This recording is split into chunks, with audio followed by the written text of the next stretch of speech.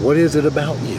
So you selling, is this your book? Yes, sir. In 2008, I was homeless, out on bond for distribution of crack cocaine, sleeping in a housing project, the laundromat of a housing project.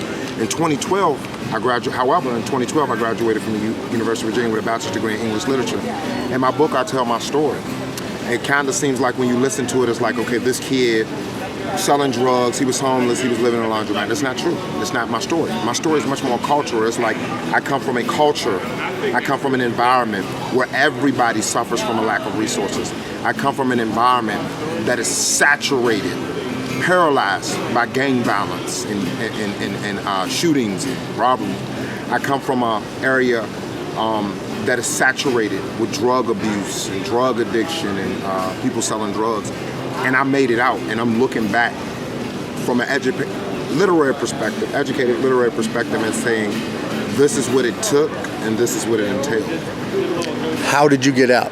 I assume the long version of that story is in the book. The main thing I would just say is change your relationship to your environment. That's all motivational speakers, we have like a line.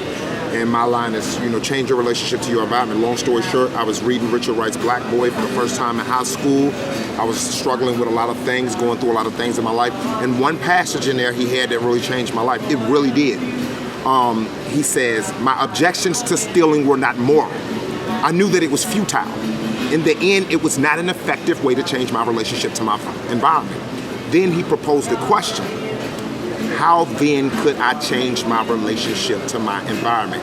Those words, change my relationship to my environment, changed me. Because I knew that I could not change my environment. I had been fighting it for 20 years.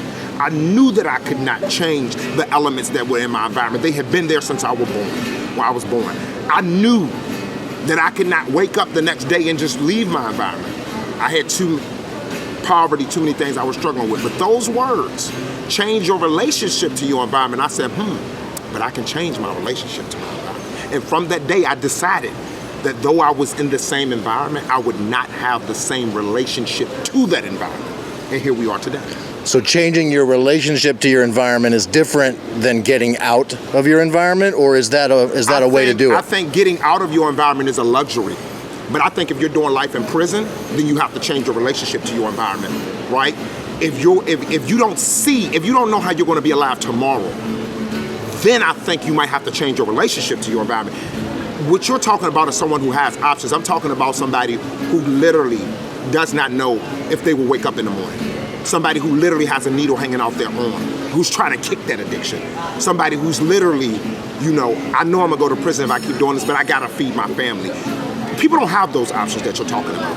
I'm talking about somebody that says, I can't change this, but I can change the way I relate to it. Yep, and that's it. Good, bro. Thank you very much. Thank you, brother. Sheldon Anderson, go get his book. Yeah, check it out. Is this available everywhere books are sold? Amazon and Barnes and Noble. Cool. On the downtown mall, Thursday, Friday, Saturday. Thursday, Friday, Saturday. You can get them right here. UVA bookstore. Hey, man, appreciate you talking to me. Thank you, brother. It was a pleasure.